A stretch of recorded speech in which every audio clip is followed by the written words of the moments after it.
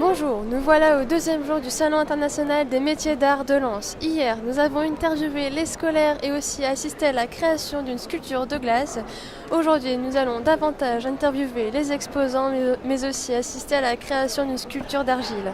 Bonjour. Bonjour. Donc vous êtes Monsieur Pécry, je suis installé à Saint-Nicolas-Arras. Alors, je m'appelle Pierrick Viel, je suis artisan d'art et j'ai un atelier boutique sur Dunkerque. Alors mon métier, c'est une passion, plus qu'un métier.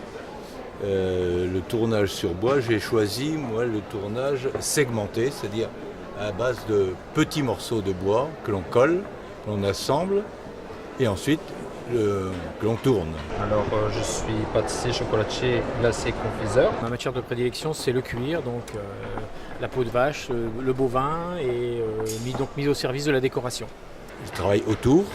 Et bon, d'abord il y a le dessin, ensuite il y a la découpe à la scie radiale, ensuite il y a du ponçage au lapidaire et à la main, et ensuite le tournage.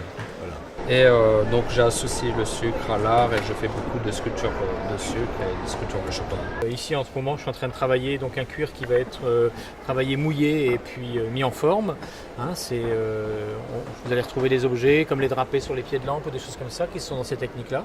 Après vous avez toute une série de techniques un peu différentes pour les boîtes. Voilà. Soit on garde la souplesse, soit on va rechercher la rigidité pour toujours mettre en valeur donc, la fleur du cuir. Difficulté technique, oui, c'est que le bois travaille, le bois joue. Il faut prendre un bois très sec pour ne pas avoir de problème de décollage et de déformation par la suite. S'il fait trop humide, le sucre est masse. S'il fait trop froid, le choc thermique. S'il fait trop chaud, voilà. Il y a plusieurs.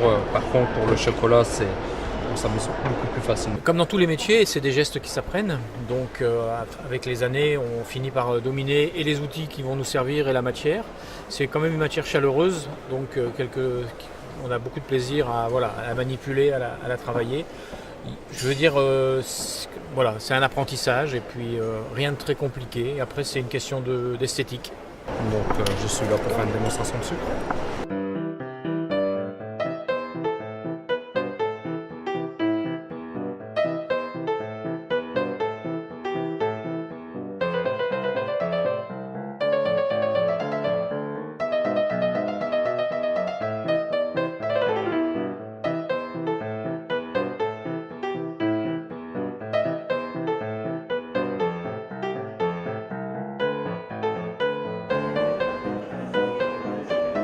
Ici, nous découvrons le début de la sculpture d'argile, à l'effigie du général de Gaulle.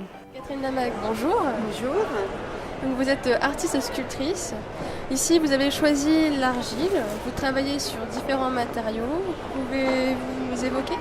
Alors, je travaille sur l'argile parce que à partir du moment où on a un projet, l'idéal c'est de commencer par un dessin, où là en l'occurrence on a une photo, et pour le mettre en volume aisément, l'argile est suffisamment souple, suffisamment malléable pour pouvoir venir rechercher sa forme. Et donc, en fait, l'argile dans le domaine de la sculpture, c'est comme l'esquisse dans le domaine de la peinture ou du dessin. Je travaille toutes les matières et j'ai eu la chance d'avoir une formation au travail du cuivre par un meilleur ouvrier de France, de la région. Et donc depuis, je suis passionnée par le cuivre, le travail du cuivre qui est un sacré défi technique. Donc chaque sculpture a sa signature, c'est ça ? Chaque sculpteur a sa signature. D'ailleurs, moi je travaille à la fois en commande et à la fois un travail personnel.